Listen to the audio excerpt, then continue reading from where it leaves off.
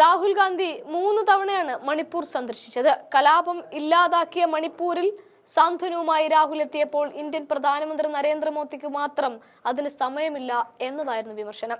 അതിനിടയിൽ 20-ലേറെ വിദേശ രാജ്യങ്ങൾ സന്ദർശിച്ച മോദി ഡൽഹിയിൽ നിന്ന് കിലോമീറ്ററുകൾ അകലെയുള്ള മണിപ്പൂരിനെ അവഗണിച്ചു.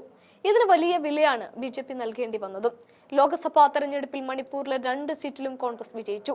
ഇതോടെ BJPക്കുള്ളിൽ നിന്ന് പോലും വലിയ വിമർശനമാണ് മോദിക്ക് നേരിടേണ്ടിയും വന്നത്. എന്തായാലും ഒടുവിൽ വംശീയ കലാപം കത്തിച്ച മണിപ്പൂരിൽ സന്ദർശനം നടത്താൻ നരേന്ദ്രമോദി തീരുമാനിച്ചിരിക്കുകയാണ്. സെപ്റ്റംബർ 2-ാം വാരം മോദി മണിപ്പൂരിൽ എത്തുമെന്നാണ് സർക്കാർ അറിയിക്കുന്നത്. മണിപ്പൂരിൽ കലാപം ആരംഭിച്ച് 2 വർഷത്തിലേറെ കഴിയുമ്പോഴാണ് പ്രധാനമന്ത്രിക്ക് സംസ്ഥാനത്ത് എത്താൻ തോന്നുന്നത് എന്നോർക്കണം. തലസ്ഥാനമായ ഇംഫാലിലും കലാപം ഏറ്റവും അധികം നാശം വിതച്ച പുരാചന്ദ്പൂരിലും മോദി എത്തുമെന്നാണ് വിവരം. കലാപത്തെ തുടർന്ന് വീടുകൾ ഉപേക്ഷിച്ച് സ്വന്തം നാട്ടിൽ തന്നെ അഭയാർത്ഥികളായി കഴിയേണ്ടി വരുന്ന നാട്ടുകാരെ പ്രധാനമന്ത്രി നേരിൽ കാണുമെന്നാണ് പറയുന്നത്. പ്രധാനമന്ത്രിയുടെ സന്ദർശനത്തോടനുബന്ധിച്ച് മേഖലയിൽ അടിസ്ഥാന സൗകര്യങ്ങൾ വർദ്ധിപ്പിക്കാനും ഒപ്പം പുതിയ ചില പദ്ധതികളുടെ പ്രഖ്യാപനം നടക്കുമെന്നും ഇതേ സർക്കാർ വൃത്തങ്ങൾ അറിയിക്കുകയാണ്.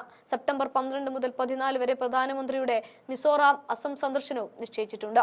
ഇരു സംസ്ഥാനങ്ങളിലും റെയിൽവേ, മറ്റ് പ്രധാന അടിസ്ഥാന സൗകര്യ പദ്ധതികൾ പ്രധാനമന്ത്രി ഉദ്ഘാടനവും ചെയ്യും. ഈ യാത്രക്കിടയിലായിരിക്കും മോദി മണിപ്പൂരിലും എത്തുക എന്നാണ് അറിയിച്ചിരിക്കുന്നത്. മോദിയുടെ വരവ് ഉണ്ടാകുമെന്ന വിവരം കിട്ടിയതോടെ സംസ്ഥാനത്ത് കനത്ത സുരക്ഷ ഏർപ്പെടുത്തിയിട്ടുണ്ട്. സെപ്റ്റംബർ 7 മുതൽ 14 വരെ പോലീസിൽ ആർക്കും തന്നെ അവധി അനുവദിക്കില്ല എന്നും അറിയിപ്പുണ്ട്.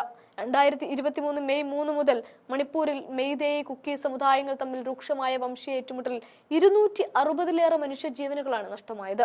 പ്രധാനമന്ത്രി കലാപ മേഖല സന്ദർശിക്കണമെന്നും മനുഷ്യജീവനുകൾ നഷ്ടപ്പെടുന്ന ഏറ്റുമുട്ടൽ അവസാനിപ്പിക്കണമെന്നും നിരന്തരം ആവശ്യങ്ങൾ ഉയർന്നുവെങ്കിലും മോദി അതിന് തയ്യാറായതേയില്ല.